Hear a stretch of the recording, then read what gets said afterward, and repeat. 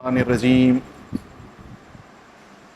أعوذ بالله من الشيطان الرجيم بسم الله الرحمن الرحيم ومن آياته أن خلق لكم من أنفسكم أزواجا لتسكنوا إليها وجعل بينكم مودة ورحمة إن في ذلك لآيات لقوم يتفكرون صدق الله العلي العظيم. அளவிலா கருணையும் இணையிலா கிருபையும் உடைய அல்லாஹ்வின் திருப்பெயரால் அவனுடைய சான்றுகளில் ஒன்று, அவன் உங்களை மண்ணிலிருந்து படைத்தவன், பின்னர் திடீரென நீங்கள் மனிதர்களாக இருக்கிறீர்கள், பூமியில் பரவி சென்று கொண்டிருக்கிறீர்கள். மேலும் அவனுடைய சான்றுகளில் இதுவும் ஒன்றாகும், அவன் உங்களுக்காக உங்கள் இனத்திலிருந்தே மனைவியரை படைத்தான், நீங்கள் அவர்களிடம் அமைதி பெற வேண்டும் என்பதற்காக. மேலும் உங்களிடையே அன்பையும் கருணையையும் தோற்றுவித்தான். திண்ணமாக சிந்திக்கும் மக்களுக்கு இதில் நிறைய சான்றுகள் உள்ளன. எல்லா புகழும் அல்லாஹ்வுக்கே உரித்தாகட்டுமாக. அவனை நம் எல்லோரையும் படைத்தான், பரிபாலிக்கின்றான், பாதுகாக்கின்றான், கண்காணிக்கின்றான், ஒத்துழைக்கின்றான். காரியங்களை நிறைவேற்றி தருவனும் அவன்தான், பிரச்சனைகளை தீர்ப்பவனும் அவனே, இன்னல்களை களைபவனும் அவன்தான், துன்பங்களை துடைப்பவனும் அவனே. அதிகாரியும் அவன்தான், அரசனும் அவன்தான், எஜமானனும் அவன்தான், அதிபதியும் அவன்தான், ஆட்சியாளனும் அவன்தான், நிர்வாகியும் அவன்தான். எல்லாமே அவனுடைய கையில், எல்லாமே அவனுடைய பிடியில், எல்லாமே அவனுடைய நாட்டத்தின்படிதான் நடக்கிறது, அவனுடைய திட்டத்தின்படிதான் இயங்குகிறது. நாம் இங்கு இந்த அமர்விலே ஒன்று கூடியிருக்கிறோம் என்று சொன்னால் அது அவனுடைய நாட்டம், அவனுடைய திட்டம். நம்முடைய விருப்பம், நம்முடைய நாட்டம் கிடையாது. எதுவுமே நம்முடைய விருப்பம் கிடையாது. அவனுடைய அனுமதியின்றி ஒரு இலை கூட உதிர்வதில்லை. இதுதான் யதார்த்தம். நாம் ஒரு நாள் அவனிடமே மீள வேண்டியவர்களாக இருக்கிறோம். நம்முடைய வாழ்வு, சொல், செயல், அலுவல், நடத்தை எல்லாவற்றுக்கும் அவனிடம் கணக்கு காட்ட வேண்டியவர்களாக இருக்கிறோம். நாம் எந்த தீனை நிலைநாட்டுவதற்காக பாடுபடுகிறோமோ அந்த தீனும் அவனுடையது தான். எந்த மக்கள் வரை சத்திய செய்தியை எடுத்துரைக்க விரும்புகிறோமோ அந்த மக்களும் அவனுடைய அடியார்கள் தான். எந்த நாட்டிலே அவனுடைய சட்ட திட்டங்களின் அடிப்படையிலே வாழ்வின் எல்லா துறைகளிலும் ஒரு மகத்தான மறுமலர்ச்சியை நாம் ஏற்படுத்த விரும்புகிறோமோ அந்த நாடும் அவனுடையது தான். நம்முடைய உழைப்பும் ஓய்வும், நம்முடைய கவலையும் நிம்மதியும், நம்முடைய மகிழ்ச்சியும் துக்கமும், நம்முடைய சந்தோஷமும் வருத்தமும், நம்முடைய இரவும் பகலும், நம்முடைய வாழ்வும் மரணமும் வழிபாடும் தியாகமும் அல்லாஹ்வுக்காகவே அமையட்டுமாக. ஆமீன். எல்லா புகழும் கண்ணியமும் மரியாதையும் சிறப்பும் உயர்வும் பெருமையும் பாராட்டும் பேரும் அல்லாஹ்வுக்கே உரித்தாகட்டுமாக. நபிகளார் ஸல்லல்லாஹு அலைஹி வஸல்லம் அவர்கள் மீதும், இறை தூதர்கள் மீதும், இறை நேசர்கள் மீதும், நம் அனைவர் மீதும் அல்லாஹ்வின் சாந்தியும் சமாதானமும் நிலவட்டுமாக. அன்பிற்கினிய சகோதரர்களே, அஸ்ஸலாமு அலைக்கும் வரஹ்மத்துல்லாஹி வபரகாத்துஹு. அல்லாஹ்வின் தனிப்பெருங்கிருபையால் ஒரு உன்னதமான நோக்கத்துக்காக நாம் ஒன்று கூடியிருக்கிறோம். நம்முடைய இந்த ஒன்று கூடலை அல்லாஹ் ஏற்றுக்கொள்வானாக. இந்த அமர்வை ஒரு பரக்கத் நிறைந்த அமர்வாக, மனசுக்குள் வெளிச்சத்தை பாய்ச்சுகின்ற நிகழ்வாக, ஒரு ஊக்கத்தையும் உற்சாகத்தையும் அளிக்கின்ற நிமிடங்களாக இவற்றை ஆக்குவாயாக என்று அல்லாஹ்விடம் பிரார்த்தித்த வண்ணம், குர்ஆனுடைய மாதத்திலே நாம் இருக்கின்றோம், குர்ஆனுடனான நெருக்கத்தை ஏற்படுத்துகின்ற ஒரு அமர்வாகவும் ஆக்குவாயாக என்று பிரார்த்தித்த வண்ணம் நான் தொடங்குகின்றேன். உங்களுக்கு முன்னால் இன்று சூரா ரூம் உடைய சில வசனங்கள், குறிப்பாக 20 to 27 வரையிலான ஒரு 8 வசனங்களை, அதன் தருகின்ற செய்தியை நான் பகிர்ந்து கொள்ள விரும்புகின்றேன். சூரா ரூம் உங்களுக்கு எல்லாம் தெரியும், மக்காவில் அருளப்பட்ட வசனம். மக்காவில் இது பார்த்தீர்களானால் சூரா ஃபுர்கானிலிருந்து 25வது அத்தியாயத்திலிருந்து 32 சஜ்தா வரை தொடர்ந்து மக்கா அத்தியாயங்களாகவே இருக்கின்றன. 33 அஹஸாப் மதீனாவில் அருளப்பட்டது. மக்காவில் அருளப்பட்ட இந்த இதுலையும் கூட நீங்கள் பார்த்தீர்களானால் சூரா அன்கபூத் ஆகட்டும், அன்கபூத் ஹிஜ்ரத்துக்கு முந்தைய காலத்தில் அருளப்பட்டது என்று நிச்சயமாக அதிலே பல குறிப்புகள் இருக்கிறது. அல்லாஹ்வின் பூமி விசாலமானது, நீங்கள் பரவி செல்லுங்கள் என்று அபிசீனிய ஹிஜ்ரத்துக்கான அனுமதி, அதற்கான ஆயத்தம், பிறகு மதீனாவுக்கு ஹிஜ்ரத்துக்கான ஆயத்தமாக இந்த அத்தியாயங்கள் அருளப்படுவதை நாம் பார்க்கலாம். இந்த அப்படியானால் இது ஒரு மக்கா காலகட்டத்தினுடைய கடைசி காலகட்டம். மக்காவினுடைய அந்த கடைசி காலகட்டங்களில் இந்த அருளப்பட்டது.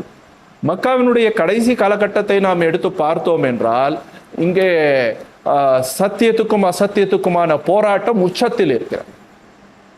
ஒரு பக்கம் ஏக இறைவனை வழிபடுகின்ற மக்கள் இருக்கிறார்கள், இன்னொரு பக்கம் இறைவனோடு லாத்து, உஸ்ஸா, மனாத்து, அது இது என்று சிலை வழிபாட்டிலும் உருவ வழிபாட்டிலும் இணை வைப்பிலும் ஊறி திரைக்கின்ற மூட நம்பிக்கையில் சிக்கி கிடக்கின்ற மக்கள் இருக்கிறார்கள். ஒரு பக்கம் மறுமை மீதான மறுமை கோட்பாட்டின் மீது உறுதியான நம்பிக்கை வைப்பவர்கள் இருக்கிறார்கள். இன்னொரு பக்கம் எல்லாமே இந்த வாழ்க்கை தான், எல்லாமே இந்த உலகம்தான் என்று ஒரு ஜாலியாக வாழக்கூடிய சொகுசா உலக இன்பங்களின் பக்கம் திரும்பக்கூடியவர்கள் இருக்கிறார்கள். ஒரு பக்கம் இறைவனின் அடியானாக நாம் இருக்க வேண்டும். இந்த உலகத்திலே நமக்கு அல்லாஹ் தஆலா கொடுத்த வாழ்வின் லட்சியமே நாம் அல்லாஹ்வுக்கு அடிபணிந்தும் அல்லாஹ்வுக்கு கீழ்ப்படிந்தும் அல்லாஹ்வுடைய சட்டதிட்டங்களின்படி வாழ்வதும் தான் என்பதாக அந்த எண்ண தெளிவோடு வாழ்பவர்கள் இருக்கிறார்கள். இன்னொரு பக்கம் அல்லாஹ்வுடைய வழிகாட்டலும் தேவையில்லை, சட்டதிட்டங்களும் தேவையில்லை, என்னுடைய முன்னோர்களில் கடைபிடித்தவற்றை சிலவற்றை நான் பின்பற்றுவேன், என்னுடைய மன இச்சை சொல்வதன்படி நான் நடப்பேன், என்னுடைய ஃப்ரெண்ட்ஸும் மக்களும் சொல்வதன்படி நான் நடப்பேன் என்று ஆளின் பக்கம் அதனுடைய இழுப்புகளுக்கும் அழுத்தங்களுக்கும் ஆளாகி கொண்டு வளைந்து கொடுத்து கொண்டு வனம் போன போக்கிலே வாழ்பவர்கள் இருக்கிறார். இது ரெண்டும் எப்படிப்பட்ட தாக்கத்தை ஏற்படுத்துகிறது? தனிப்பட்ட வாழ்விலும் கூட்டு வாழ்விலும் சமூகத்திலும் குடும்பத்திலும் எத்தகைய பாதிப்புகளை ஏற்படுத்துகிறது என்பதை மக்கத்து மக்கள் தெல்ல தெளிவாக பார்த்து கொண்டும் தான் இருந்தார்கள். அப்படிப்பட்ட சூழல்ல அந்த ஹிஜ்ரத்துக்கு மக்களை ஆயத்தப்படுத்துகின்ற அந்த தருணத்திலே அந்த சத்தியத்துக்கும் அசத்தியத்துக்குமான இந்த போராட்டம் உச்சத்தில் இருக்கின்ற வேளையிலே சூர ரூம் அருளப்படுகிறது. இந்த சூர ரூமுக்கு இன்னொரு முக்கியமான சுவையான அம்சமும் உண்டு. அது என்னவென்று சொன்னால், இந்த அத்தியாயத்தின் தொடக்கத்திலேயே ரோமானியர்கள் வெற்றி பெற்று விட்டார்கள் என்ற அதிரடியான அறிவிப்போடு தொடங்குகிறது. இத்தனைக்கும் அந்த சமயத்திலே இந்த வசனங்கள் அருளப்பட்ட சமயத்திலே ரோமானியர்கள் சின்ன பின்னமாக ஆகிவிந்தார்கள். அவர்களுடைய தலைநகரம் சுக்குநூறாக அடித்து நொறுக்கப்பட்டிருந்தது. பாரசீகர் மன்னர் மிக அதிக அளவிலே வேட்டையாடி கொண்டிருந்தார். ஒரு மன்னருடைய குடும்பத்தை சேர்ந்த 14 பேரை கழுத்தை வெட்டி அந்த கழுத்தை நடு வீதியிலே தொங்க விட்டு இருந்தார். அந்த அளவுக்கு ஒரு ரோமானிய சாம்ராஜ்யமே சரிந்து இருந்த அந்த சூழல்ல ரோமானியர்கள் வெற்றி பெற்று விட்டார்கள் என்கின்ற அதிரடியான அறிவிப்போடு இந்த வசனம் தொடங்குகிறது, இந்த அத்தியாயம் தொடங்குகிறது. அப்போது நேச்சுரலா இங்கே ரோமானியர்களுக்கும் பாரசீகர்களுக்கும் இடையிலான இந்த போராட்டம் மக்காவிலே ஏன் அதிகமாக சுவையோடு இன்ட்ரெஸ்டிங்காக ரொம்பவும் ஆசையோடு ஃபாலோ செய்தார்கள் என்று சொன்னால், மக்காவில் இருந்த 2 குழுக்கள், முஸ்லிம்கள், இணை வைப்பாளர்கள், இறை மறுப்பாளர்கள், 2 பேரும் அந்த பாரசீகர்கள் ரோமானியர்கள் 2 பேரையும் ஆதரிக்கக்கூடியவர்களாக இருந்தார்கள். முஸ்லிம்கள் ரோமானியர்கள் பக்கம் நின்றார்கள். ஏனென்றால் ரோமானியர்கள் ஏக இறைவனை ஏற்றுக்கொண்டவர்கள். அவர்களிடம் மற்ற இதெல்லாம் வந்திருந்தாலும் அவர்கள் வேதம், இறை தூதர் இவற்றையெல்லாம் ஏற்றுக்கொண்ட மக்களாக இருந்தார்கள். நேச்சுரலாக அந்த முஸ்லிம்கள் ரோமானியர்கள் மீது கொஞ்சம் அஃபினிட்டி இருந்தது, கொஞ்சம் ஒட்டுதல், அவர்களை ஏற்றுக்கொள்ளக்கூடியவர்களாக இருந்தார்கள். அவர்கள் நம்மவர்கள் என்று கொண்டாடக்கூடியவர்களாக இருந்தார்கள். பாரசீகர்கள் நெருப்பை வணங்கக்கூடியவர்கள். இந்த நெருப்பை வணங்குகிறவர்கள் நீங்கள் எல்லா இடத்திலும் பார்க்கலாம், இங்கே கூட இருக்கிறார்கள். இந்த பாம்பேயிலும் இந்தியாவிலும் பார்சிகள் நெருப்பை வணங்கக்கூடியவர்களாக இருக்கிறார்கள். அவர்கள் அங்கிருந்து உமர் ரஸியல்லாஹு தஆலா அவர்கள் பாரசீகத்தை வெற்றி கொண்ட போது அங்கிருந்து தப்பித்து வந்தவர்கள் தான். இந்த பாரசீகர்கள் நெருப்பை வணங்கக்கூடியவர்கள். இவர்கள் மக்கத்து முஷ்ரிக்குகள் தம்மவராக கொண்டாடினார். அந்த சமயத்திலே இது யதார்த்தத்துக்கு மாறாக அல்லாஹ் ஒரு முன்னறிவிப்பு சொல்லும்போது அது ஒரு அதிர்வு அலைகளை ஏற்படுத்துது. என்ன இது? ரோமானியர்கள் சுக்குநூறாக நொறுக்கப்பட்டு விட்டார்கள், அவர்கள் மீண்டு எழுவதற்கான வாய்ப்பே எதுவுமே இல்லை. எப்படி நடக்கும் என்று சொன்னால் இதுதான் இப்படிதான் நடக்கும் என்று. அது கடைசியிலே பத்ரு போர் சமயத்திலே ரெண்டுமே நடந்தது. இங்கேயும் முஸ்லிம்கள் வெற்றி பெற்றார்கள், அங்கேயும் ரோமானியர்கள் வெற்றி பெற்றார்கள். இந்த பின்னணியிலே தான் இந்த வசனங்கள் அருளப்பட்டன. இது வரலாற்று விவரங்கள் இன்னும் சுமையானவை. அதை இன்னொரு இடத்திலே நாம் பார்ப்போம். அதிலே நாம் போய்விட்டோம் என்றால் நம்முடைய குறிப்பிட்ட நேரத்திலே நாம் முடித்து கொள்ள முடியாது. ஆனால் 8 வசனங்கள் தருகின்ற செய்தி இதுல என்ன இருக்குதுன்னா, அவுஸ்பில்லாஹி மினஷ் ஷைத்தானிர் ரஜீம், வமின் ஆயாத்திஹி அன் ஹலககும் மின் துராபின் சும்ம இஸா அன்தும் பஷருன் தன்தஷிரூன். வமின் ஆயாத்திஹி, ஆயாத்திஹி என்று சொல்கிறான், தன்னுடைய சான்றுகளில் ஒன்று. ஆயாத்துக்கு நாம தமிழ்ல சான்றுகள் என்று ஈஸியா சொல்லிடுறோம். அதுதான் சொல்லி சொல்லி வந்திருக்கின்றோம். ஆயாத் என்று சொன்னால் சான்று தான் என்பது. ஆக்சுவல் அதுவும் அதனுடைய பொருள் தான். ஆனால் அல்லாஹ் ஏன் இந்த விஷயங்களுக்கு ஆயாத் என்று சொல்கின்றார்? ஆயாத்துக்கு தருகின்ற செய்தி என்ன என்று பார்த்தோம் என்றால், ஒன்றை நீங்கள் கவனிக்க வேண்டும். நாம் எல்லோருமே ஸ்கூல் டேஸில், காலேஜ் டேஸில், கடைசி சமயத்தில் ஆட்டோகிராஃபெலாம் வாங்கிட்டு இருக்கோம். மற்ற பசங்கக்கிட்ட, டீச்சர்ஸ்கிட்ட, ப்ரொஃபஸர்ஸ்கிட்ட எல்லாம் அவங்க எல்லாருமே east or west, friendship is best, அது இதுன்னு கண்ணா பின்னான்னு எல்லாம் எழுதி வச்சிருப்பாங்க. இப்போ எடுத்து பார்த்தா இதாகும். அல்லது அந்த சமயத்தில் ஏதாவது ஃபோட்டோஸ், அந்த ஸ்கூல் ஸ்டூடெண்ட்ஸுடைய ஃபோட்டோஸ் இதெல்லாம் இருக்கும். டூருக்கு போன இது, குச்சிக்கு ஐஸ்கிரீம் சாப்பிட்டு கொண்டு இருந்த ஃபோட்டோ, அல்லது இந்த மாதிரி என்னென்ன ஃபோட்டோஸ் எல்லாம் இருக்கும். இப்போது பல வருஷங்கள் ஆயிடுது, 20 வருஷம் 30 வருஷம் ஆயிடுச்சு.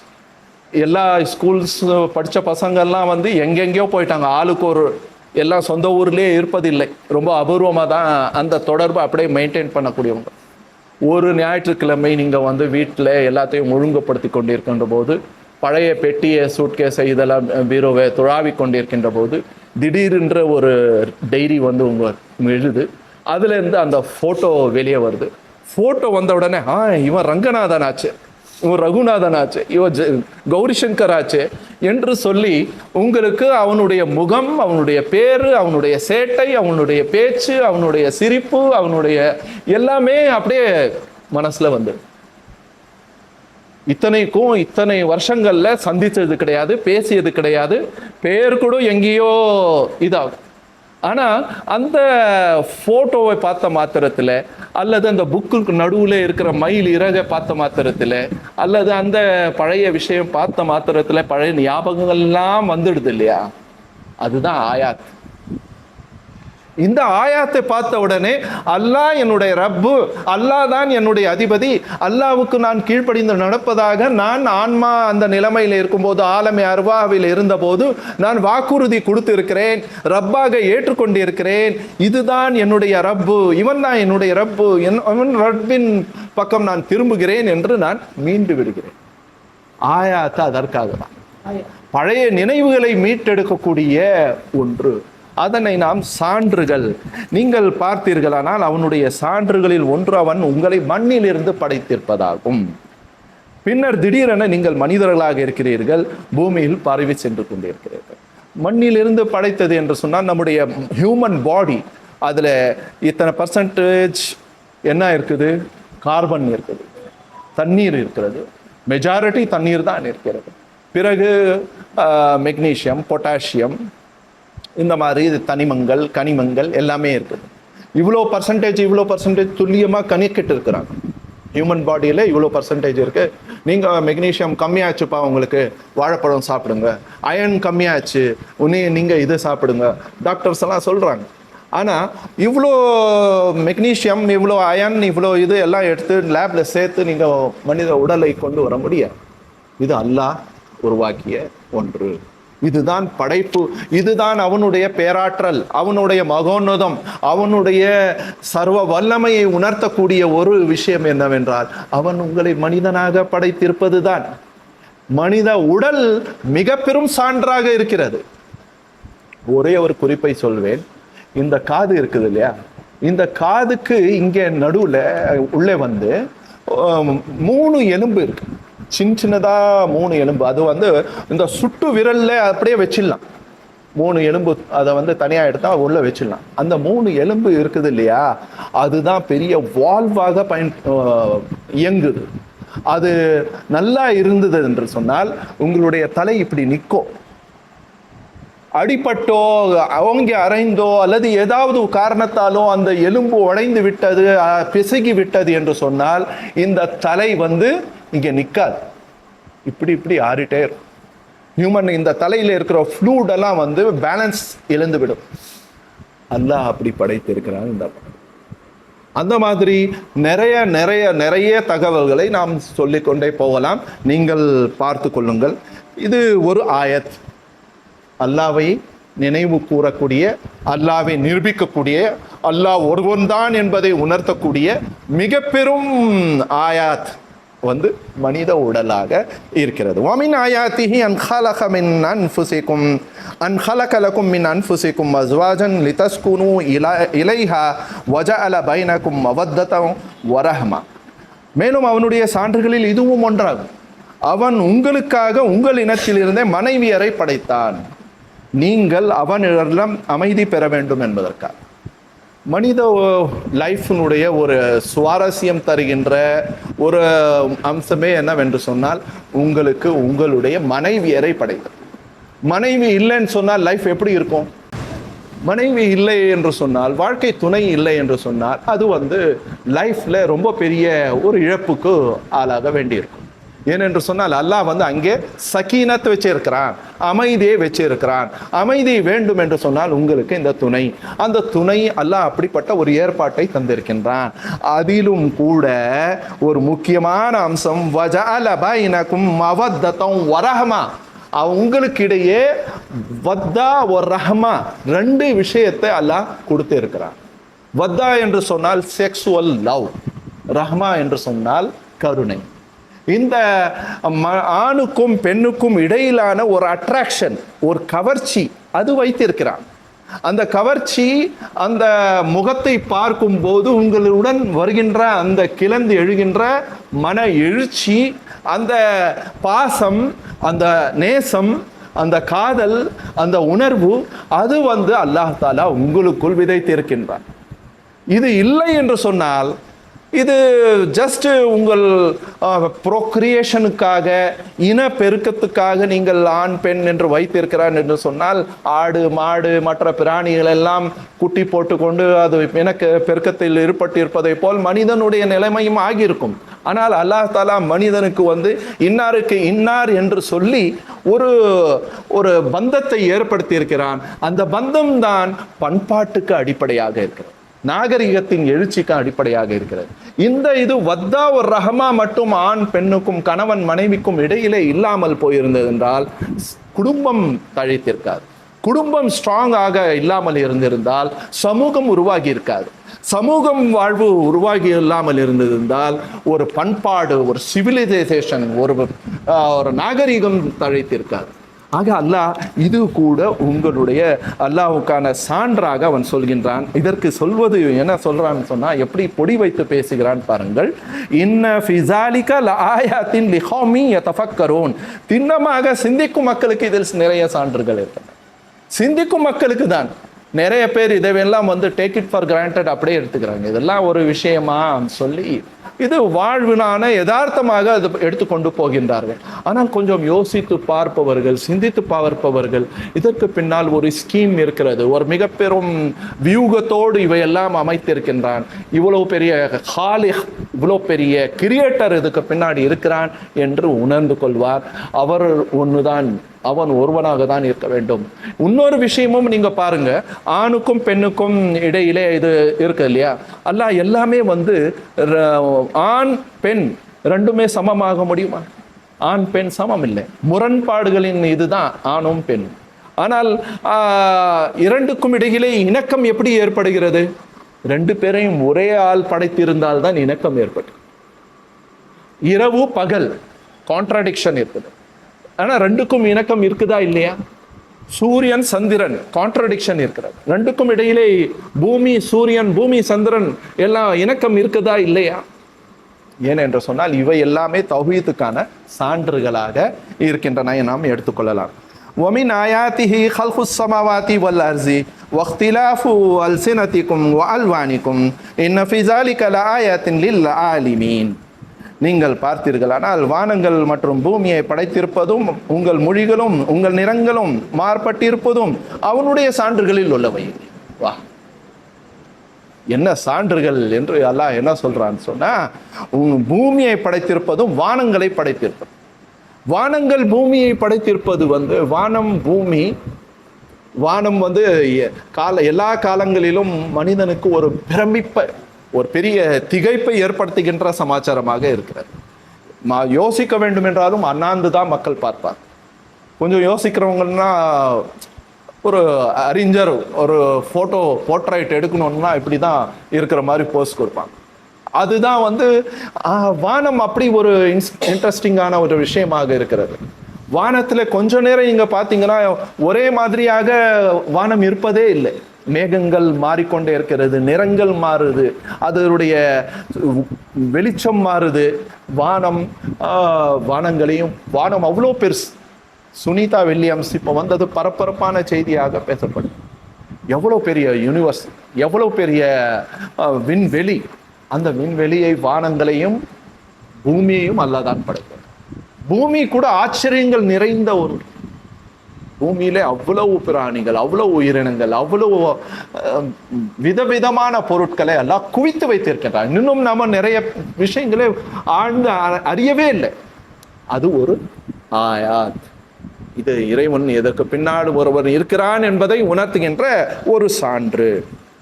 பிறகு உங்கள் மொழிகளும் உங்கள் நிறங்களும். இன்னைக்கு தமிழ்நாட்டில் மொழி ஒரு பெரிய பிரச்சனை. நேச்சுரலா மொழி எல்லா காலங்களிலும் மிக பெரும் போர்களுக்கும் வித்திட்டு இருக்கிறது. இலங்கை பிரச்சனையே மொழியின் அடிப்படையிலான பிரச்சனை. பங்களாதேஷ் உருவானது கூட மொழியின் அடிப்படையிலே தான். ஐரோப்பா கண்டமே மொழியின் அடிப்படையிலே தான் உருவாகி இருக்கிறது. தேசியவாதம் என்கின்ற, நேஷனலிசம் என்கின்ற சிந்தனை 19ஆம் நூற்றாண்டிலே வேறு பிடிப்பதற்கு காரணமும் மொழிதான். பிரெஞ்சு பேசுபவர்கள் பிரான்ஸ், ஜெர்மன் பேசுபவர்கள் ஜெர்மன், இங்கிலீஷ் பேசுபவர்கள் இங்கிலாந்து, இத்தாலி பேசுபவர்கள் இட்டாலியன். இன்னைக்கு யூரோப்பியன் பார்த்தீங்கன்னா ஜெர்மன் லாங்குவேஜஸ் இருக்குது, ரொமான்ஸ் லாங்குவேஜஸ் இருக்கு, செல்டிக் லாங்குவேஜஸ் இருக்கு, இன்னும் 4-5 வகைகள் இருக்கிறது. அதுல ஒவ்வொன்றிலும் ஒவ்வொரு குழுக்களாக சில மொழிகளை வைத்திருக்கின்றார்கள். ஏகப்பட்ட மொழிகள், 8000 மொழிகள் உலகம் முழுவதும் பேசப்படும். நம்ம நாட்டில் 1700 மொழிகள் இருக்குது, 847 மொழிகள் பேசப்படும். அதிலே மிக அதிகமாக அலுவல் மொழிகளாக 14 மொழிகள் 15 மொழிகள் இருக்குது. இந்த மொழிகள் கூட நீங்க பாத்தீங்கன்னா மாறுபட்டு இருப்பது.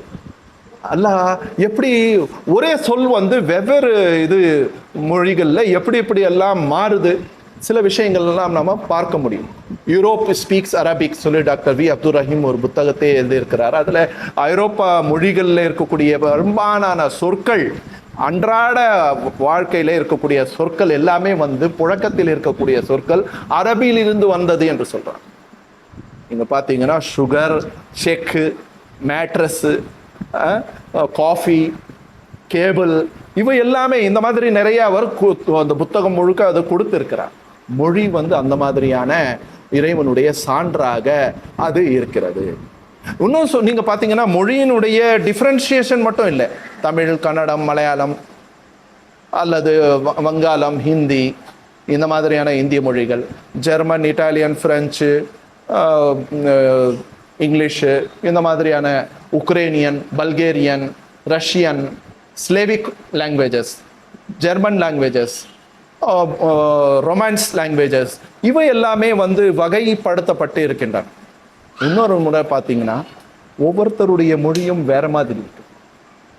கோவை மொழி ஒன்று, கொங்கு தமிழ் ஒன்று, சென்னை தமிழ் ஒன்று, மெட்ராஸ் பாஷை ஒன்று, வடார்காடு மக்கள் பேசுகின்ற பாஷை ஒன்று, தொண்டியில, ராமநாதபுரம்ல, சவுத்தில் பேசப்படுகின்ற மொழி உண்டு. ஸ்லாங் மாறுது. அது மட்டுமல்ல, ஒவ்வொருத்தருடைய உச்சரிப்பும் மாறுது. ஃபோனில் நமக்கு வேற ஒரு நம்பரில் நீங்கள் பேசினாலும் ரமீஸ் தான் பேசுகிறாரு கண்டுபிடிச்சிடலாம், ஹசன் பாய் தான் பேசுகிறாரு கண்டுபிடிச்சிடலாம்.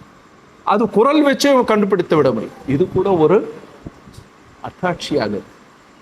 இன்னும் சொல்ல போனா வீட்டில் இருக்கிற 4 பேர் 4 விதமா பேசுவாங்க, ஆனா ஒரே மொழிதான். பேச்சு தொனி மாறும். அதே மாதிரி நீங்க சுஜாதாவுடைய எழுத்து நடை ஒன்றாக இருக்கும், ஜெயமோகனுடைய எழுத்து நடை இன்னொன்று விதத்திலே இருக்கும், மௌலானா மௌதூதி அவர்களுடைய IFT மொழிபெயர்ப்பு அது ஒரு வித்தியாசமாக இருக்கும், அல்லது சையத் குதுப்புடைய நடை வேற மாதிரி இருக்கும். அந்த எழுத்தாளர்களுடைய நடையை வைத்து கூட நீங்கள் வேறுபாடுகளை பார்க்க முடியும். இவ்வளவு வேறுபாடுகள், உச்சரிப்பில் வேறுபாடு, எழுத்து நடையிலே வேறுபாடு, மொழியிலே வேறுபாடு, தொனியிலே வேறுபாடு, இது பாடி லாங்குவேஜ் வேறுபாடு, இவை எல்லாமே அல்லாஹ்வுடைய அத்தாட்சி. நிறங்களில் வேறுபாடு, மாநிறம், கருப்பு நிறம், வெள்ளை நிறம், இது கூட ஒரு வேறுபாடு இருக்கிறது. இது அல்லாஹ்வுடைய சான்றுகள். இதுக்கு அல்லாஹ் சொல்ற இதுதான் நீங்கள் கவனிக்க வேண்டும். இன்ன ஃபீ ஸாலிக லஆயாத்தின் லில் ஆலிமீன், இவற்றிலெல்லாம் திண்ணமாக அறிவுடையோருக்கு நிறைய சான்றுகள் உள்ளன. அறிவோடு நீங்கள் ஆலிமாக நீங்கள் இருந்தீர்களானால் நீங்கள் இதிலே அல்லாஹ்வுடைய சான்றுகளை பார்த்து கொள்வீர்கள். பிறகு நீங்கள் பார்த்தீர்களானால் வமின் ஆயாத்திஹி மனாமுக்கும் பில்லைலி வன்னஹாரி வபுத்திகாஉக்கும் மின் ஃபஸ்லிஹி இன்ன ஃபீ ஸாலிக லஆயாத்தின் லிகௌமி யஸ்மஊன், இரவிலோ பகலிலோ நீங்கள் உறங்குவதும் அவனுடைய அருட்கொடையை நீங்கள் தேடுவதும் அவனுடைய சான்றுகளில் உள்ளவையே. திண்ணமாக உன்னிப்பாக செவி மடுக்கும் மக்களுக்கு இவற்றில் நிறைய சான்றுகள் உள்ளன. ஒவ்வொரு சான்றுகளையும் அல்லாஹ் எப்படி பேக்கேஜ் செய்து கொடுக்குறான். இந்த சான்று என்ன? இரவிலோ பகலிலோ நீங்கள் உறங்குவதும் அல்லது இறைவனுடைய வாழ்வாதாரத்தை தேடுவதும். நைட் டியூட்டியும் பார்க்குறாங்க சில பேர். அதனால தான் இரவில் எல்லாருக்குமே நீங்கள் அதில் கூட அல்லாஹ் தாலா இங்கே சொல்லும்போது இரவிலோ பகலிலோன்னு சொல்லி சாய்ஸ் கொடுத்துட்டான். இரவில் நீங்கள் உறங்குவதும் பகலில் நீங்கள் தேடுவதும் அப்படி சொல்லலை, இரவிலோ பகலிலோ என்று சொல்லியிருக்கிறார். ஆக இரவிலே வேலை செய்யக்கூடியவர்களும் இருக்கிறார்கள், பகலில் உறங்குகின்றவர்களும் இருக்கின்றார்கள். ஆனால் மிக மிக பெரும்பான்மையான மக்கள் இரவிலே உறங்குவது, பகலிலே வேலை செய்வது. இது நிச்சயமாக ஆட்டோமேட்டிக்காக உங்களுடைய பாடி ரிதமே அப்படிதான் இருக்கும். 24 hours நீங்க விழுத்துட்டே இருக்க முடியாது. டே அண்ட் நைட் வேலை பார்க்குறவங்க கூட சில சமயம் நான் 24 hours வேலை பார்ப்பேன். உங்களையும் அறியாமல் நீங்க தூங்கிடுவீங்க. நீங்க என்னதான் முழிச்சிட்டு இருக்க போனாலும் தூங்கிடுவீங்க. அசாந்துவீங்க. எப்படி ஆச்சுன்னு உங்களுக்கு தெரியாது. ஆக்சிடென்ட்ஸ் எல்லாம் எப்போ நடக்குது? அதிகமான ஆக்சிடென்ட்ஸ் நெடுஞ்சாலைகளில் நடப்பது, விபத்துகள் எப்போது நடக்குதுன்னா காலையில 6 மணிக்கு அந்த தூக்க கலக்கத்துல அந்த ஆக்சிடென்ட்ஸ் நடப்பதையும் நாம் பார்க்கின்றோம். ஆக இது ஏற்பாடே இருக்குது இல்லையா? அல்லாஹ் நினைத்திருந்தால் எல்லாமே பகலாகவே வைத்திருக்கும், எல்லாமே இரவாகவும் வைத்திருக்கும். இது ஒரு மாற்றம், வெரைட்டி வைத்திருப்பதே அல்லாஹ் இந்த லைஃபை இன்ட்ரெஸ்டிங்காக ஆக்குகிறான். இது ஒரு நல்ல ஒரு சான்றாக இருக்கிறது என்று சொல்கின்றார். பிறகு வமின் ஆயாத்திஹி யுரீகுமுல் பர்ஹ ஹௌஃபம் வதமஅன் வயுனஸ்ஸிலு மினஸ் ஸமாஇ மாஅன் ஃபயுஹ்யி பிஹில் அர்ஸ பஅத மௌத்திஹா இன்ன ஃபீ ஸாலிக லஆயாத்தின் லிகௌமி யாகிலூன். மேலும் அச்சமும் ஆர்வமும் அளிக்கும் வகையில் அவன் உங்களுக்கு மின்னலை காண்பிப்பது, மேலும் வானிலிருந்து அவன் மழையை பொழிய செய்வது, அதன் மூலம் பூமிக்கு அது இறந்து போன பின் உயிர் கொடுப்பதும் அவனுடைய சான்றுகளில் உள்ளவையா. ரொம்ப ஆர்வத்தை கிளக்கக்கூடியதாக இருக்கிறது. மின்னல், இடி, இறைவன் அதை குறித்தும் குறிப்பிடுகின்றான். அவன் ஒரு ஏற்பாட்டை செய்திருக்கின்றான். மழை பெய்யும் போது மின்னல் வரும். இப்போ மழை என்ன? இந்த வாட்டர் சைக்கிள் எதற்காக இவ்வளோ பெரிய ஏற்பாட்டை கச்சிதமாக செய்திருக்கின்றான்? உலகம் முழுவதும் எவ்வளவு தண்ணி இருக்குது? பூமியில எத்தனை சதவீதம் தண்ணி இருக்கு? 79% தண்ணீர், 21% நிலப்பகுதி. அந்த 79% நீரிலும் கூட 1% தான் போர்ட்டபிள் வாட்டர். குடிக்கிற தண்ணி 1% தான். இன்னும் 4000 வருஷத்துக்கு முன்னாடி இப்ராஹிம் அலைஹிஸ்ஸலாம் காலத்தில் எவ்வளோ 1% தண்ணீர் இருந்ததோ அதே இது இப்போதும் இருக்கு. அது கூடவும் இல்லை குறையவும் இல்லை. அதே மெயின்டைன் ஆகுது. 1% தான் குடிக்கிற தண்ணி, இன்னும் அந்த தண்ணி 79% அப்படியே தான் இருக்கு. அதிகமாகவும் இல்லை, குறைவாகவும் இல்லை. அல்லாஹ் எப்படிப்பட்ட ஒரு நீருக்கான ஏற்பாட்டை செய்திருக்கிறான். இது ஒரு சான்று. அதற்கும் எல்லாம் என்ன சொல்றான்னு சொன்னா, திண்ணமாக சிந்திக்கக்கூடிய மக்களுக்கு இவற்றில் பல சான்றுகள் இருக்கின்றன. பல சான்றுகள் நாம நிறைய யோசிப்போம். وَمِنْ آيَاتِهِ أَنْ تَقُومَ السَّمَاءُ وَالْأَرْضُ بِأَمْرِهِ ثُمَّ إِذَا دَعَاكُمْ دَعْوَةً مِنَ الْأَرْضِ إِذَا أَنْتُمْ تَخْرُجُونَ. மேலும் வானமும் பூமியும் அவனுடைய கட்டளைப்படி நிலை பெற்றிருப்பதும் அவனுடைய சான்றுகளின் நோட்டம். வானமும் பூமியும் அவனுடைய கட்டளைப்படி நிலை பெற்று இருப்பது. யோசித்து பாருங்க, இந்த பூமி இப்படி 23 டிகிரி இப்படி சாய்ந்து இருக்கிறது. அது 24 டிகிரி சாய்ந்து இருந்தாலும் அல்லது 22 டிகிரி இப்படி சாய்ந்து இருந்தாலும் உயிர் வாழ்வதற்கு ஏற்றதாக இருக்காது. அல்லாஹ் தாலா பூமிக்கும் சூரியனுக்கும் இவ்வளவு டிஸ்டன்ஸை வைத்திருக்கிறான். அது 1 கிலோமீட்டர் ஜாஸ்தியாக இருந்தாலும் 1 கிலோமீட்டர் குறைவாக இருந்தாலும் பூமியிலே உயிர் வாழ்வது சாத்தியமே இருக்காது. இது வானமும் பூமியும் அவனுடைய கட்டளைப்படி நிலை பெற்று இருப்பது மிக பெரும் சான்று, மிக பெரும் சான்று. அந்த அவன் பூமியிலிருந்து வெளியேறி வரும்படி அழைத்தான். ஒரே ஒரு அழைப்பில் நீங்கள் வெளியேறி வருவீர்கள். என்ன? பூமிக்குள்ள நீங்கள் மண்ணறையிலே புதைக்கப்பட்டிருப்பீர்கள். ஒரே ஒரு அழைப்பு, நீங்கள் எல்லாம் வெளியே வருவீர்கள். அப்படியே ஆயாத்துகளை சொல்லிக்கொண்டே ஆகிரத்துக்கு போயிடும். சொல்லிட்டே ஏன் என்று சொன்னால், இந்த ஆயாத்துகளின் பின்னாடி போய் இந்த உலகமே இவ்வளோ அப்பா அபூர்வமாக இருக்கிறது, பிரமாதமாக இருக்கிறது, இதிலே நீங்கள் லைத்து போய் விடாதீங்கப்பா. நீங்கள் கடைசியில் இங்கேருந்து மறுமையிலே ஒன்று திரட்டப்படுவீர்கள் என்று முடிக்கின்றார். பிறகு வலஹு மன்ஃபிஸ் சமாவாதி வல்லர்ஸ் குல்லு லஹு ஹானிதூன். வானங்களிலும் பூமியிலும் இருப்பவர் அனைவரும் அவனுடைய அடிமைகளே, அனைவரும் முழுக்க அவனுக்கே கீழ்ப்படுகின்றனர். வானம் பூமியில் இருப்பவர் எல்லாருமே அவனுடைய அடிமைகள். யாருமே அவனுக்கு எதிராக இயங்கக்கூடியவர்கள் அல்ல. அந்த திராணி, அந்த சக்தி, அந்த வலிமை ஒருபோதும் அவங்களுக்கு கிடையாது. பிறகு ஹுவல்லஸீ யப்தஹு ஹல்க சும்ம யுஈதுஹு வஹுவ அஹ்வனு அலை. அவனே முதன்முறையாக படைக்கிறான், பிறகு அவனே அதை மறுமுறையும் படைப்பான். இது அவனுக்கு மிகவும் எளிதானது. அஹ்வன், மிகவும் எளிதானது என்று சொல்கிறான். நீங்கள் பார்த்தீங்கன்னா ஒரு தடவை செய்கிறது ரொம்ப சிரமமாக டைம் எடுக்கும். 2வது தடவை செய்கிறது ரொம்ப ஈஸி. ஸ்கேன் பண்ணும்போது சிஸ்டமில் ஃபஸ்ட் டைம் ஸ்கேன் பண்ணும்போது 20 மினிட்ஸ் எடுக்கும், 30 மினிட்ஸும் எடுக்கும். ஸ்கேன் பண்ணி முடித்த பிறகு இன்னொரு தடவை பண்ணிங்கன்னா ஃபாஸ்ட்டாக முடியும்.